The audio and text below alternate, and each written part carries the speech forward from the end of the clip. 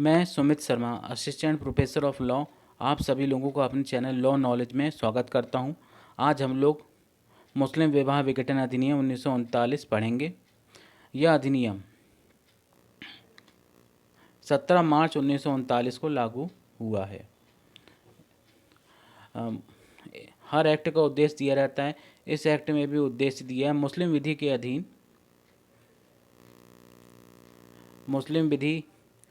अधीन विवाहित स्त्रियों द्वारा विवाह के विघटन के वादों से संबंधित मुस्लिम विधि के उपबंधों का समेकन करने और उन्हें स्पष्ट करने तथा किसी विवाहित मुसलमान स्त्री द्वारा इस्लाम धर्म के त्याग के उसके विवाह बंधन का प्रभाव के बारे में शंकाएं दूर करने के लिए अधिनियम बना है। सेक्शन 1 में बताया है कि संक्षिप्त नाम और प्रारंभ।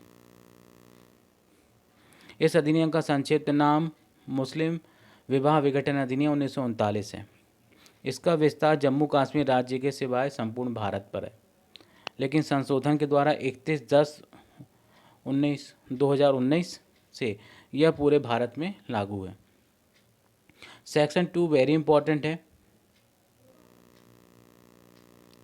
इसमें बताया कि विवाह विघटन की डिक्री के लिए आधार, डिक्री शब्द आया इसमें, डिक्री हो सिविल प्रक्रिया संहिता 1908 की धारा 2 में परिभाषित की गई है। डिक्री जो होगी, न्यायालय के द्वारा जो निर्णय दिया जाता है, आदेश दिया जाता है, उसी को डिक्री कहा जाता है। डिक्री शब्द अगर आता है तो ये समझ लीजिए कि वो सिविल मैटर की बात कर रहे हैं। तो मुस्लिम विधि के अधीन विवाहित स्त्री अपने विवाह के विघटन के निम्नलिखित आधारों में से किसी एक या उससे अधिक आधार पर डिक्री प्राप्त करने के हकदार होगी। अर्थात पहला इसमें है, पहला है 4 वर्ष से पति का ठिकाना नहीं मालूम, 4 साल से पति का पता नहीं है। अगला है पति ने 2 वर्ष तक भरण पोषण की व्यवस्था करने में अपेक्षा की है, असफल रहा है। तीसरा, पति को 7 साल की सज़ा हो गई हो। चौथा है पति 3 वर्ष तक अपने वैवाहिक कर्तव्यों का पालन करने में असफल रहा है।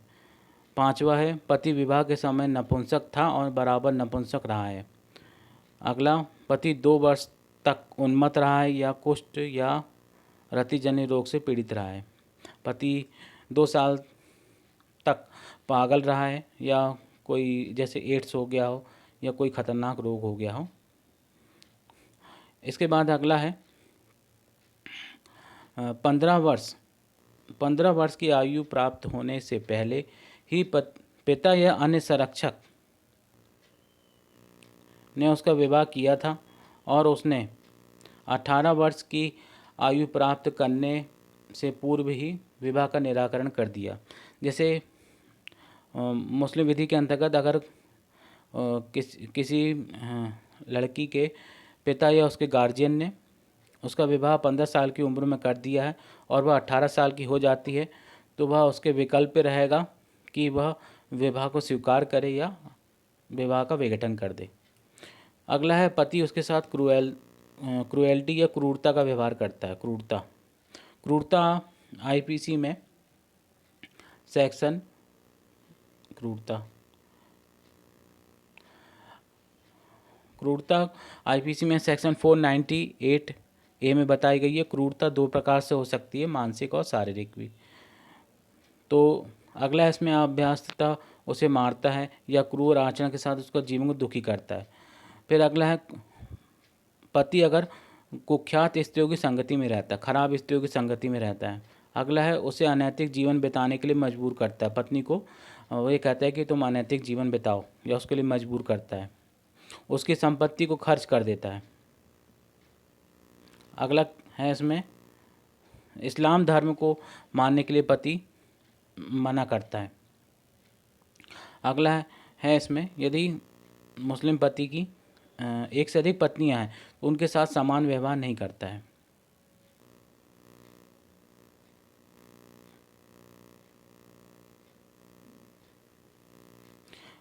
कोई ऐसा अन्य आधार जो मुस्लिम विधि के अधीन विवाह विघटन के लिए विधिमान है।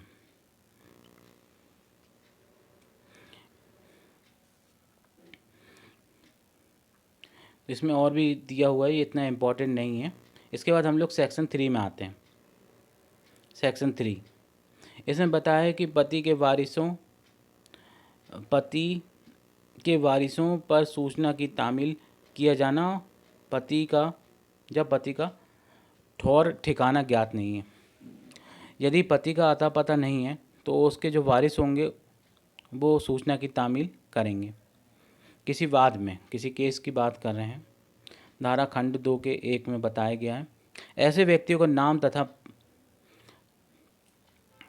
वाद पत्र लिखे जाएंगे जो मुस्लिम विधि के अधीन पति के वारिस होते, यदि वाद पत्र फाइल करने की तारीख को उसकी मृत्यु हो जाती। अगला, वाद की सूचना तामील ऐसे व्यक्तियों पर की जाएगी।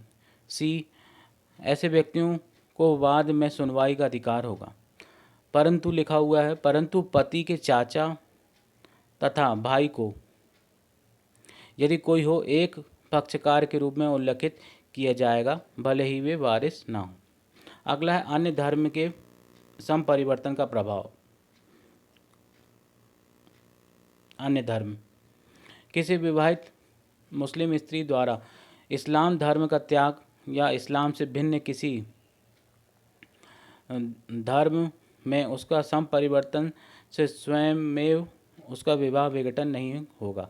यदि धर्म परिवर्तन हो गया है, मुस्लिम से हिंदू हो गया है विवाहित मुसलमान स्त्री द्वारा, है ना, तो वह उसे विवाह का विघटन नहीं होगा। परंतु ऐसा त्याग या संपरिवर्तन के पश्चात वह स्त्री धारा 2 में उल्लिखित आधारों में से किसी भी आधार पर अपने विवाह के विघटन के लिए डिग्री प्राप्त करने की हकदार होगी, परंतु यह कि इस धारा के उपबंध किसी अन्य धर्म के इस्लाम धर्म में संपरिवर्तित किसी ऐसी स्त्री को लागू नहीं होंगे जो अपने भूतपूर्व धर्म का पुनः अंगीकृत कर लेती।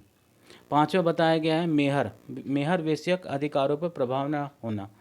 मेहर अर्थात मेहर जो है, मुस्लिम विवाह जब होता है तो मेहर जो लड़के के द्वारा लड़की को मेहर दिया जाता है। मेहर ये कोई निश्चित राशि हो सकती है जिसका कोई मूल्य होना चाहिए। तो मेहर 2 प्रकार के हो सकते हैं, एक होता है निश्चित मेहर, दूसरा तत्कालिक मेहर होता है। तो इस अधिनियम इसमें लिखा हुआ है, इस अधिनियम की कोई भी बात विवाहित स्त्री के किसी ऐसे अधिकारों पर प्रभाव नहीं डालेगी जो उसके विवाह विघटन या उसके मेहर के किसी भाग के बारे में मुस्लिम विधि के अधीन हो। इसके बाद धारा 6 में बताया गया है, अधिनियम को निश्चित कर दिया गया। निरसन और संशोधन अधिनियम 1942 द्वारा इसको निरस्त किया गया। धन्यवाद।